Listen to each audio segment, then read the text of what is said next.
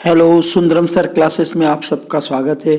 राजस्थान के पॉलिटेक्निक के third year के कोरोना के महामारी के दौरान एग्ज़ाम चल रहे हैं, तो उसमें अगला पेपर हमारा 302 का है। तो मैं आप लोगों के लिए 2016 में जो एक ही बार मल्टीपल चॉइस क्वेश्चन आए थे, उस क्वेश्चंस के मैं आपको आंसर्स बता रहा हूँ, और जिससे आपको अब 2020 में जो पेपर आने वाला है 2 दिन बाद, उसके लिए आपको बहुत सपोर्ट मिलेगा।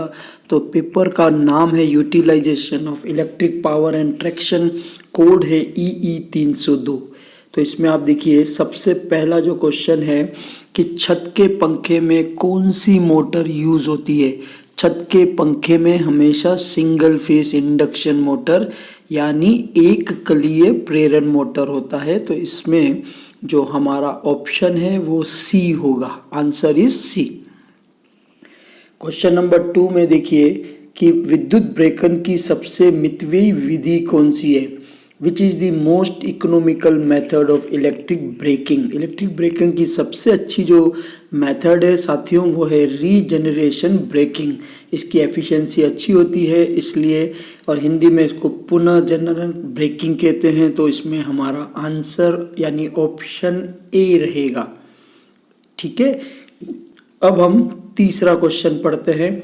तीसरा क्वेश्चन ये कहता है कि जो समूह चालन होता है, जिसको ग्रुप ड्राइव बोलते हैं, यानी बहुत सारी मोटरें एक साथ चलती है, तो उन 4 ऑप्शन में से कौन सा ऑप्शन इस ग्रुप ड्राइव यानी समूह चालन के लिए सत्य होगा।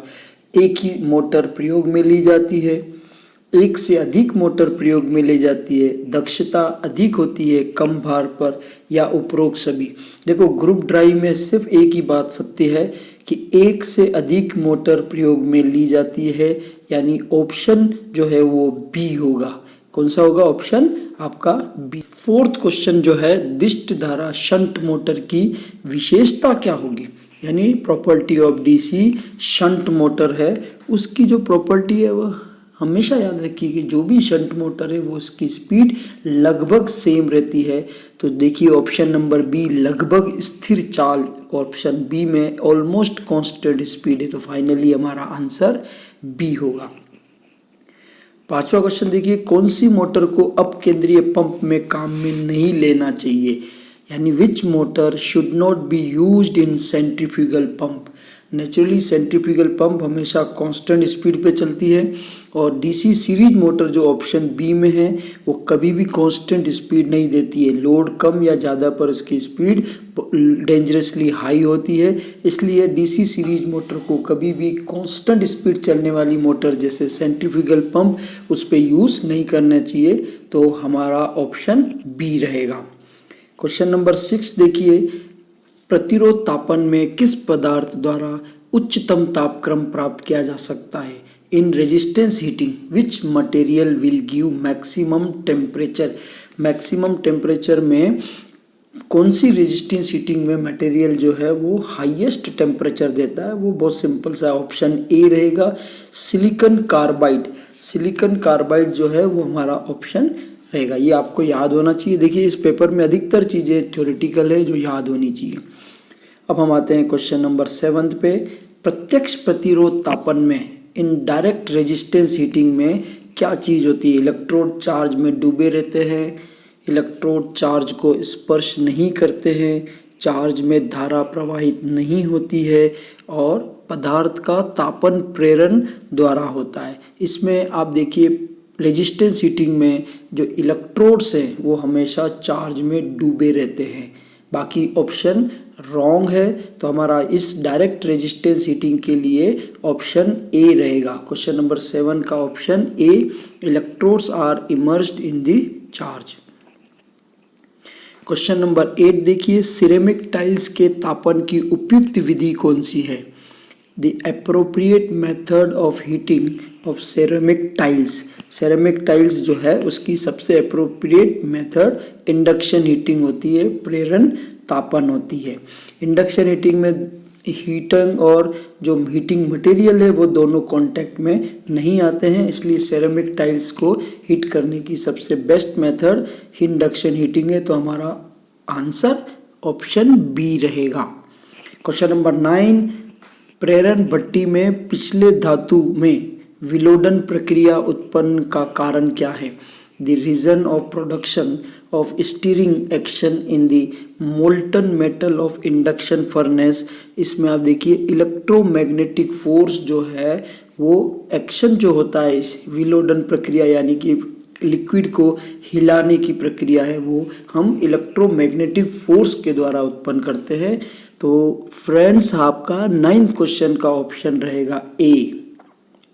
क्वेश्चन नंबर 10 देखिए, आर्क तापन में प्रयुक्त इलेक्ट्रोड किसके बनाए जाते हैं? Electrodes used in arc heating are made of graphite के बनाए जाते हैं। आर्क हीटिंग में जो इलेक्ट्रोड्स हैं वो ग्रेफाइट के बनाए जाते हैं, तो हमारा ऑप्शन रहेगा बी।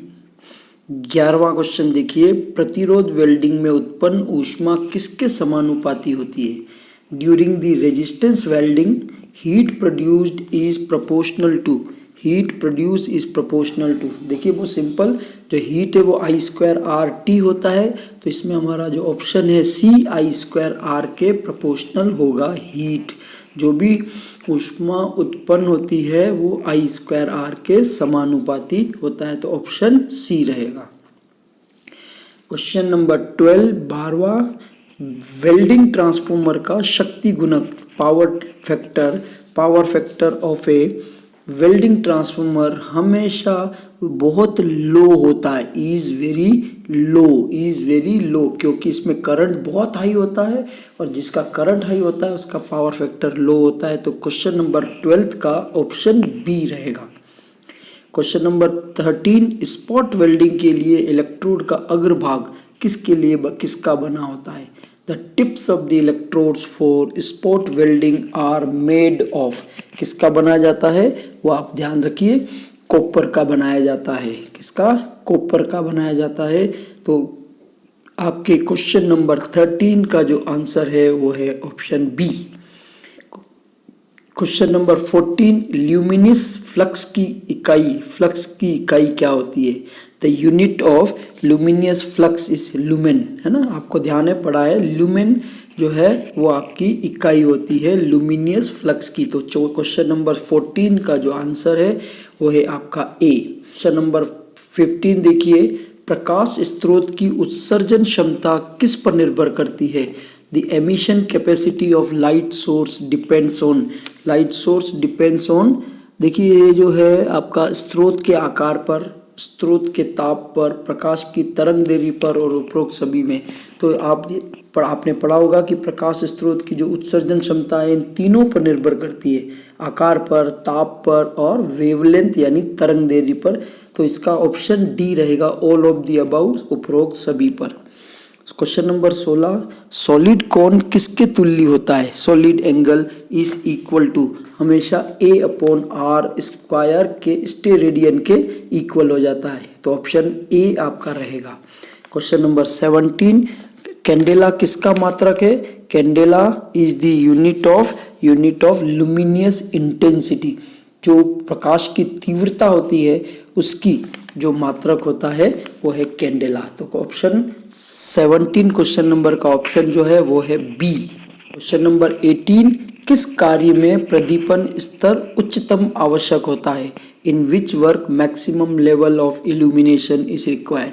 किस कार्य के लिए प्रकाश की जो रोशनी या कहें वो सबसे ज़्यादा होनी चाहिए? और वो नेचुरली स्टडी रूम की होती है ना, प्रदीपन स्टडी रूम की होती है।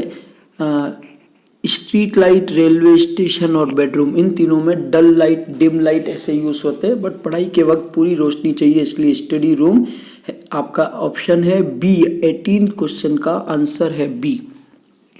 क्वेश्चन नंबर 19, उपयोग गुणक निर्भर किस पर करता है? The utilization factor depends on which factor. देखिए कमरे के आकार पर भी करता है, स्थल ऊंचाई अनुपात पे भी करता है, कमरों की दीवारों और छत का रंग, इन सभी पर है। इसका मतलब ऑप्शन डी रहेगा आपका आंसर। क्वेश्चन नंबर 19 का ऑप्शन है डी। क्वेश्चन नंबर 20, शहरी के चाल समय वक्र में क्या नहीं होता है? The speed time curve of urban service has no. 20वां जो क्वेश्चन है उसका जो ऑप्शन है स्वतंत्र चालन, फ्री रनिंग नहीं होता है। बाकी कास्टिंग होती है, ब्रेकिंग होती है, एक्सीलरेशन यानी त्वरण होती है, पर फ्री रनिंग नहीं होती है। 21 क्वेश्चन नंबर, ट्रेन की औसत चाल किस पर निर्भर नहीं करती है? The average speed of train does not depends upon. आप इसमें देखिए ठहराव का अंतराल, त्वरण और मंदन अंतराल। ठहराव के बीच की दूरी, चालन समय। तो आप जानते हैं कि ट्रेन की औसत चाल ठहराव के अंतराल पर निर्भर नहीं करती है, यानी कितनी देर वो रुकती है उस पर नहीं, जितनी देर चलती है, कितनी स्पीड पे चलती है, उसके एवरेज पर डिपेंड करती है। तो आपका जो क्वेश्चन नंबर 21 का ऑप्शन रहेगा ए। क्वेश्चन नंबर 22, निम्न में से किस में न्यूनतम अनुरक्षण की आवश्यकता है? Which of the following required minimum maintenance? Minimum maintenance हमेशा इलेक्ट्रिकल लोकोमोटिव में जरूरत पड़ती है ना, होती है। बाकी steam, diesel, electric and diesel engine, इन सब में मेंटेनेंस थोड़ा ज़्यादा आपकी आवश्यकता होती है। तो आपके क्वेश्चन नंबर 22 का आंसर ऑप्शन रहेगा ए।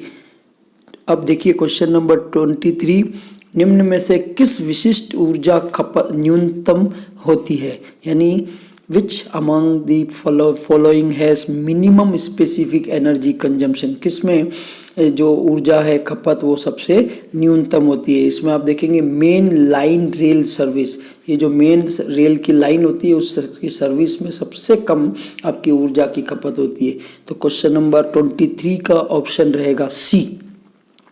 अब हम पढ़ते हैं क्वेश्चन नंबर 24, विद्युत संकर्षण में प्रयुक्त डीसी मोटर का प्रकार क्या होता है? Type of the DC motor is used in the electrical traction, और वो हमेशा ट्रैक्शन में जहाँ स्पीड की बहुत डिमांड होती है कि स्टार्ट पर बहुत तेज़ी से स्टार्ट हो जाए और रुकने के समय आसानी से रुक जाए, तो डीसी सीरीज मोटर ही हम हमेशा ट्रैक्शन में काम में लेते हैं। तो डीसी सीरीज मोटर का ऑप्शन है आपका सी। तो क्वेश्चन नंबर 24 का ऑप्शन रहेगा सी। क्वेश्चन नंबर 25, विद्युत रेल चलाने में व्यय ऊर्जा का उपयोग होता है। Energy consumption is used in electric traction. Electric traction में त्वरण उत्पन्न करने में होता ही है, ऊंचाई पर जाते समय भी होता है, गति अवरोध की पूर्ति में भी होता है, और फोर्थ आपका उपरोक्त सभी, यानी कि इसमें जो ऑप्शन है वो सभी रहेगा D. Option D, question number 5 का ऑप्शन रहेगा डी। क्वेश्चन नंबर 26 में अभिलाग गुणक का मान अधिकतम होगा जब रेल पटरी कैसी होगी?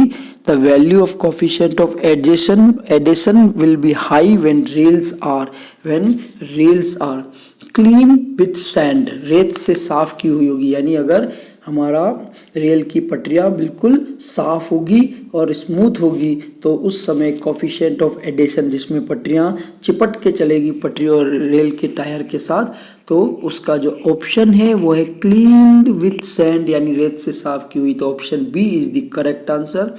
क्वेश्चन नंबर 27 में देखिए, पुनः जनरल ब्रेकिंग के लिए सबसे अधिक उपयुक्त संकर्षण मोटर कौन सी होती है? The most suitable traction motor for regenerating braking का नेचुरली डीसी सीरीज मोटर होती है। तो क्वेश्चन नंबर 27 का ऑप्शन रहेगा ए। क्वेश्चन नंबर 28 देखिए, शिरोपरी लाइन में आर्थिक दृष्टि से किस रेंज की उच्च वोल्टता प्रयुक्त की जाती है? यानी which range of high voltage is used due to economic consideration in overhead line? Overhead line में हमेशा 70 से 100 किलो वोल्ट तक की लाइन हम इसमें यूज करते हैं। तो क्वेश्चन नंबर 28 का ऑप्शन रहेगा सी। नाउ क्वेश्चन नंबर 29, कौन सा उपकरण सब स्टेशन पर नहीं होता है?